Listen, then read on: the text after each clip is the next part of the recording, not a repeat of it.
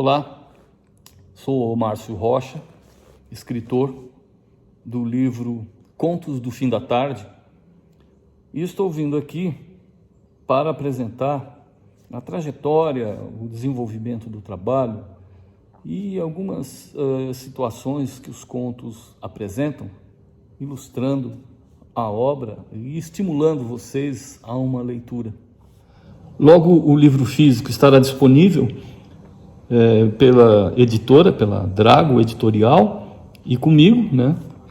Será colocado aí abaixo os 2 e-mails para contato, para quem tem interesse, e também um e-book, né, pela Amazon, que estará disponibilizado para compra.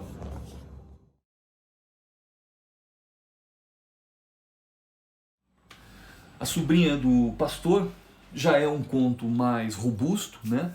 Um conto de 24 páginas, que conta a história de um tio, né, que é obrigado não, mas por lei ele é responsável pela sobrinha que perde seu pai, já tinha perdido a mãe e perde o pai, para ela não ser adotada ou ser recolhida, não tinha mais nenhum familiar. E o tio, que era pastor, se vê numa obrigação moral de pegar a criança. E ele tinha uma crise profunda com relação ao irmão, ele era muito distante do irmão e etc. Então é uma crise familiar, e junto com isso ela muda para a casa do tio lá numa cidade muito distante do sul e arranja uma amiga na escola que protagoniza e tal, e existe a conflitualidade, assim, a mediação das duas, a outra um pouco mais velha, e elas, um certo momento nas férias, elas fogem, entre aspas, para o Nordeste, juntam dinheiro e vão para o Nordeste passar as férias lá, sem dar muita satisfação para ninguém. E o tio fica apavorado, né? Ele era um religioso, né?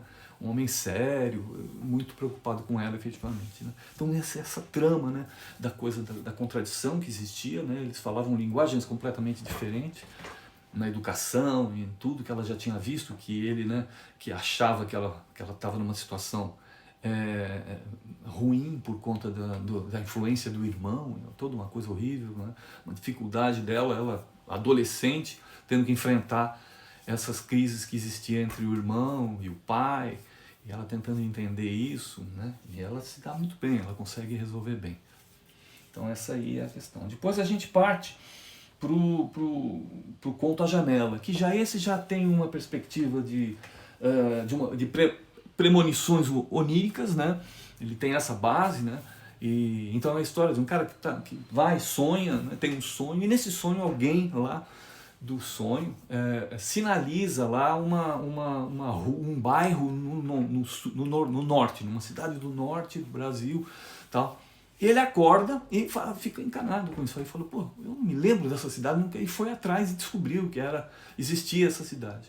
Aí comenta isso com uma tia dele, e ela fala, pô, o teu tio mora lá. E aí cria-se toda uma trama, que ele vai, visita o tio, e então tem toda essa perspectiva, né? E tem a ver com, né, a coisa da busca legítima, né, da família, de um tio que ele lembra positivamente quando era criança, né?